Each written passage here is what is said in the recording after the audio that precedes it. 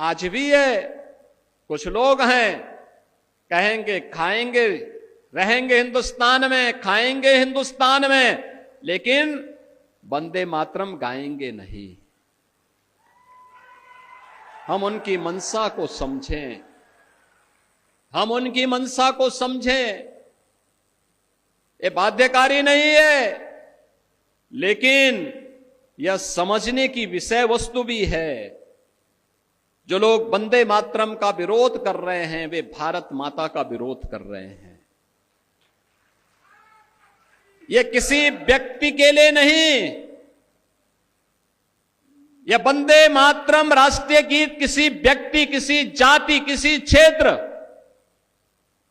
या किसी एक ईश्वर, किसी एक उपासना विधि के प्रति आग्रही नहीं बनाता है, बल्कि यह तो भारत माता की वंदना है। भारत माता के प्रति हमारी कृतज्ञता है। भारत माता के लिए गाए जाने वाले हमारे उस स्वर का प्रतीक है जो हमारे अंतःकरण के भाव को व्यक्त करता है।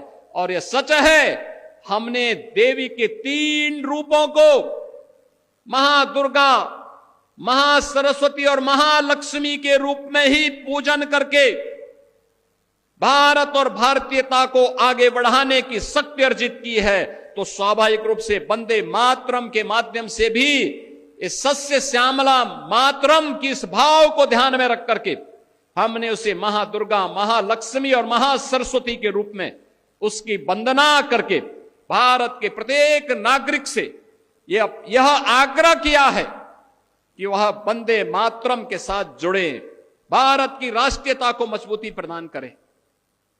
याद करिए, जिस गीत को स्वयं स्वर दिया हो गुरुदेव रविंद्रनाथ टैगोर ने, उस गीत का विरोध किया जा रहा है। भारत का क्रांतिकारी जिस गीत को गा करके फांसी के फंदे पर चूमता था, उसका विरोध किया जा रहा है।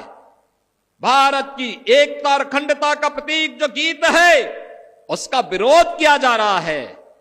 इस विरोध के लिए कोई जगह नहीं होनी चाहिए, हमारे यहां कोई जगह नहीं होनी चाहिए। और इसीलिए मैं आप सबसे अपील करूंगा, बहनों और भाइयों, कोई मत हो, कोई मजहब हो, कोई जाति हो, और राष्ट्र से बढ़ करके नहीं हो सकता है।